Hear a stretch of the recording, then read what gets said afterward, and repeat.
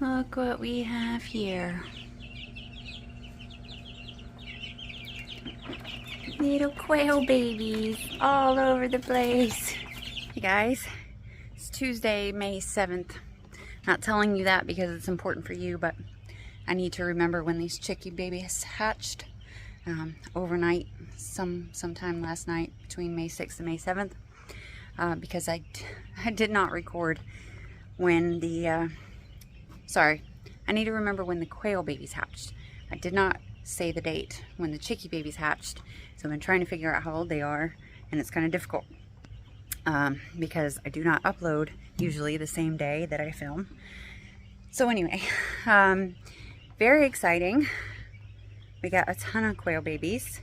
I'm getting their tank set up right now, cleaning out a water and a feeder for them, so I can start transferring the ones out of the incubator that have hatched to make sure there's plenty of room for the ones who are still going to hatch. I'll give them 3 days. Today is officially hatch day. I'll give them 3 days, and the ones that don't hatch after that don't make it. I don't do that to be mean. It's just the nature of the game.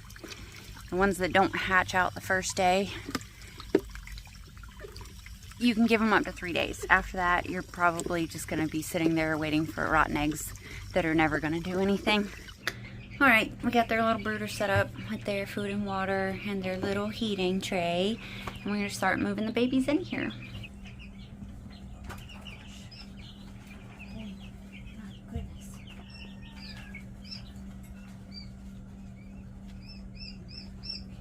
Okay, babies. I might expect you guys to jump. So tiny. Oh my goodness.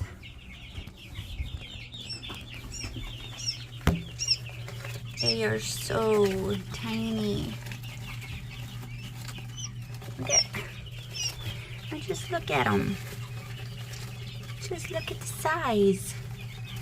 Hi, baby. I'm actually a little concerned that their water is too big for them. What if they drowned?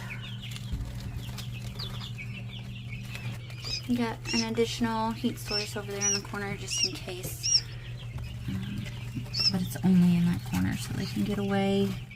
So I believe my boyfriend said I had 47 eggs in the incubator. I have no idea yet how many of those have hatched. I'm about to take the eggs out that have already hatched so I can get a count and make sure there's plenty of room for the rest of them to hatch. Just cleaned all the eggs out, did the math, and it seems I have 28 chicks hatched, 19 chicks left, and one of them is rocking and rolling, so it'll be born soon.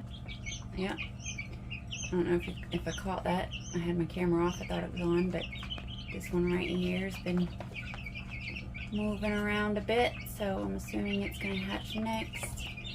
And it looks like we only had one of the blue eggs hatch so far. I was really hoping for more of those, so hopefully over the next day or so I'll get some more of those babies. And these guys are so tiny. Oh.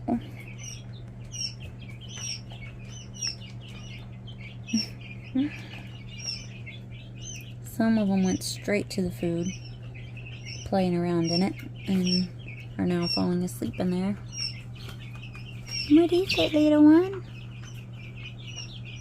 And of course we have our chickie babies who eat constantly. They're getting big. We built this topper for them the other day. It's got a little, I can lift it up. It's a lot easier. I use pull noodles to secure the sides. Makes it so much easier for mama. So we have so many babies. I've never had this many animals at one time ever in my life, and I'm gonna be honest, it makes me a little nervous. Like, what am I gonna do with all these babies? The plan was and is to sell them. There's a little outside of our local Tractor Supply, every Saturday people go and set up and sell chickens and turkeys and rabbits and puppies and all kinds of stuff. And you don't have to have any kind of permit or permission from Tractor Supply. It's just something that they do every single Saturday. Goats. And so that's what I'm planning to do. Every time I think about doing it, though, I get super nervous. You guys know my social anxiety is horrible. But this weekend is not good. Actually, I've been working every Saturday for the last couple months.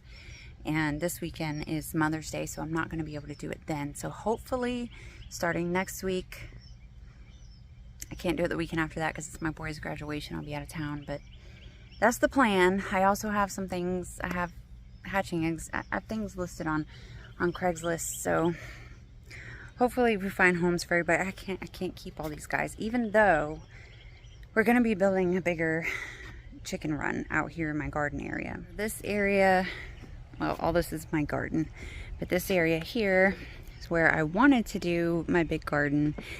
We've tried tilling it up. I've told you guys the roots, there's just no way. I would have to get some really heavy equipment.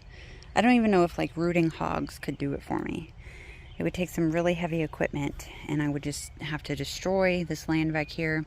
So instead, I'm thinking about making a large chicken run.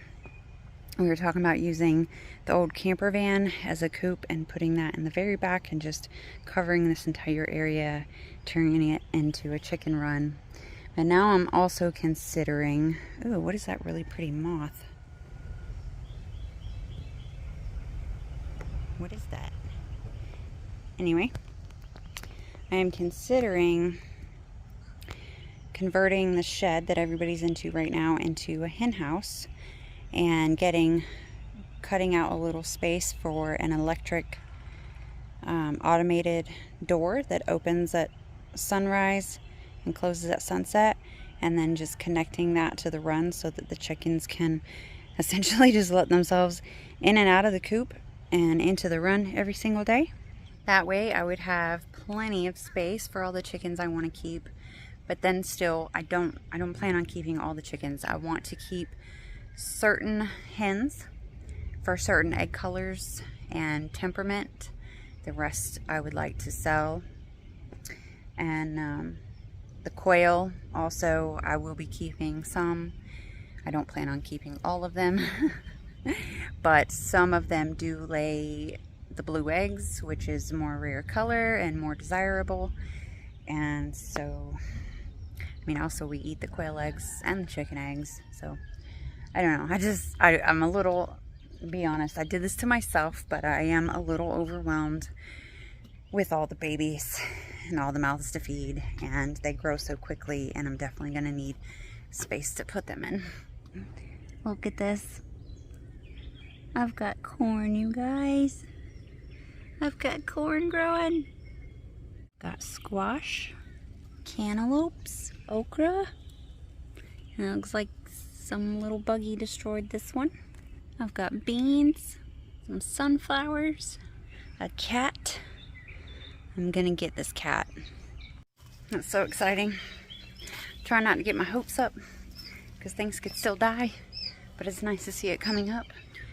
More potatoes. So many potatoes. Got basils and my tomatoes popped up. I need a little fan out here. Hey guys. It's a couple days later. I'm not sure exactly how many days later. Hard to keep up with days. We're very busy at work with Mother's Day, though not as busy as I expected because it's not even 2 o'clock and I was released from my duties.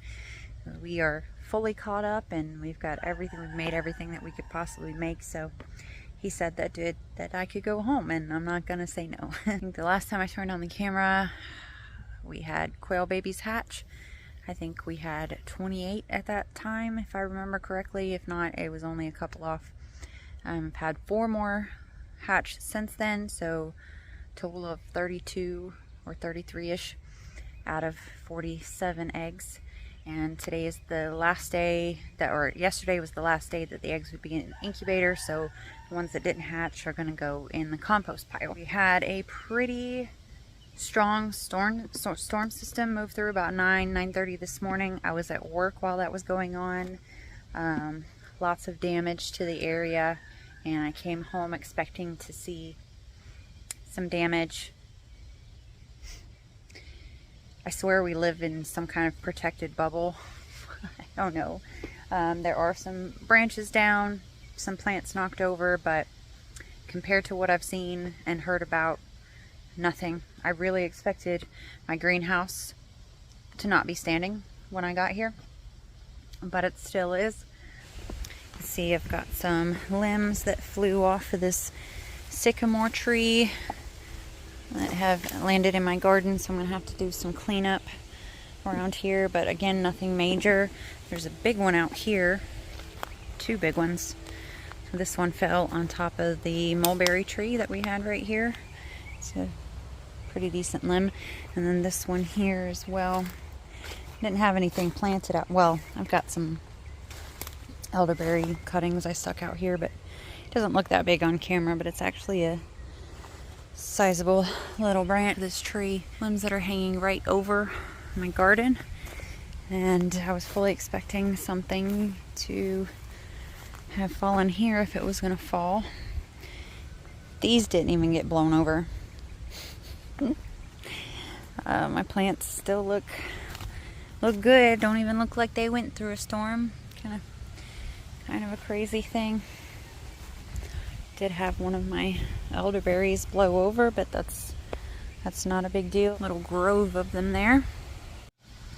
So really not not much damage at all, and we still have power, which I know a lot of people are without power right now. So I'm gonna go in and check on the babies. Hi guys. Did you guys hear that storm? Man, these guys eat so much. And the little quail babies. They're so cute, so tiny, so sweet. Like, I can pick these guys up on like my chicks most of the time, and they will they'll cuddle in my hand. So sweet. And these are the eggs that are left. Not all of them are unhatched. Some of them did hatch. That's from the last 4, but we've got, looks like 14 that didn't hatch. And most of my blue ones did not. I think I got 2 or 3 blue eggs that hatched. The rest of them didn't. I do have to remember to keep in mind that most of the eggs that went into the incubator were fertile eggs, but they had been sitting for probably a couple weeks. Probably at least 2 weeks. So the fertility should have been extremely low. And the fact that I got so many that did hatch is pretty incredible. I don't know if I've already said this, but I think we're supposed to have some more storm systems moving in over today and maybe tomorrow as well. I did move my dill pepper plant into the greenhouse yesterday evening in preparation for the storm. Can you tell how loved this plant is? It's the only thing I protected from the storm. I gave everybody a good watering in here so I could close the, excuse me, sir, or ma'am. I don't think so. So I could close the greenhouse up, and I hoped that that would help to keep it from getting torn apart, which so far seems to be the case. Let's see. Let's look at everybody in here. We've got my squashes finally flowering. This was a plant I stuck in here that I didn't think was going to do anything. It was very stunted. I planted it way too early. We got snails everywhere in here today. Excuse me. Oh. Ooh, that's a pretty one. Look at you. Got a few A few peppers coming up. Some of them are not. I don't know if it's just the weather or bugs, because I did just find one that looked like it had been hit by a cutworm or something.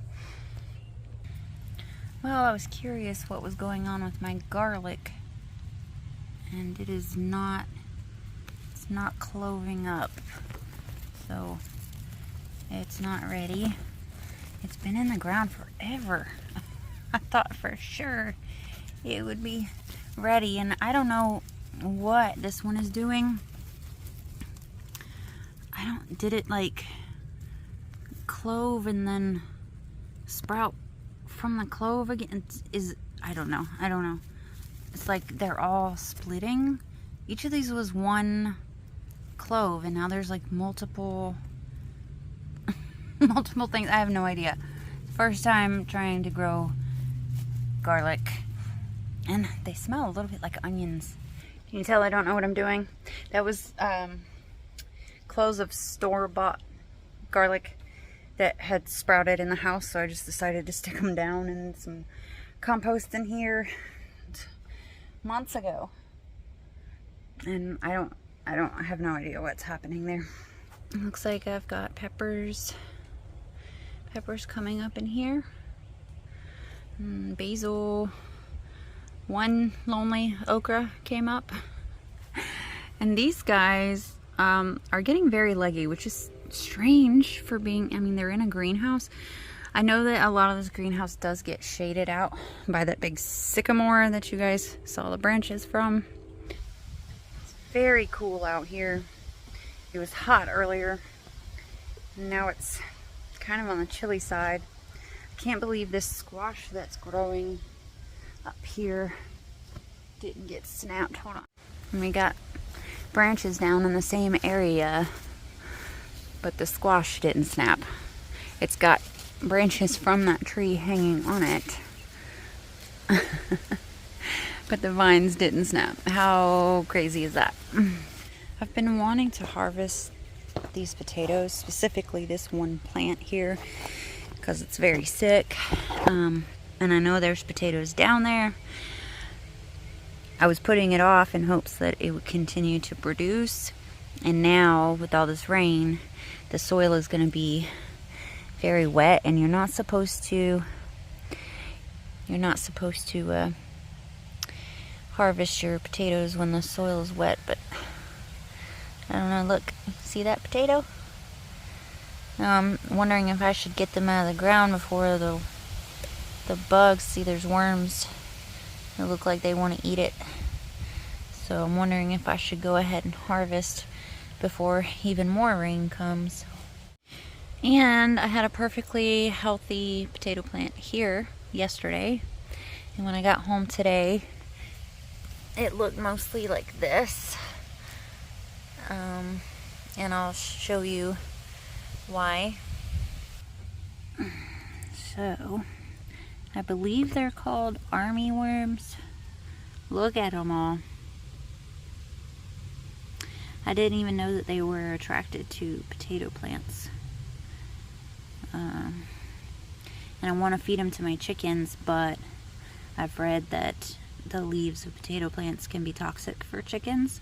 So I'm going to try to get these guys off of here and just feed the worms to them so that they don't ingest any of the leaves.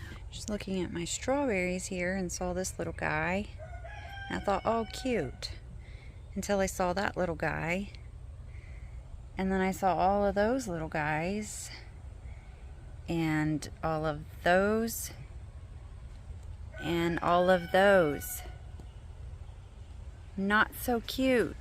Not so cute. Oh my gosh. Let's see what happens when I do this. Can y'all see? No, that's probably... Oh my gosh. Wow. An infestation of grasshoppers. That's crazy. Oh boy. This is weird, okay? These are fig tree cuttings. That is not, well, I don't think that one is. This is definitely a fig tree cutting. The shape of these leaves is not right at all, so I'm not sure what's going on here. Yes, buddy, we know. This is the appropriate leaf shape for figs. However, I see that there's also some here, so maybe they're just younger.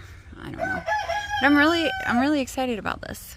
Overall, things look really good, and I'm very thankful for that. I'm gonna go ahead and end this video. This video wasn't supposed to be a garden tour or whatever, but it is what it is. And I'll see you guys in the next one. Thanks for watching. Bye, guys.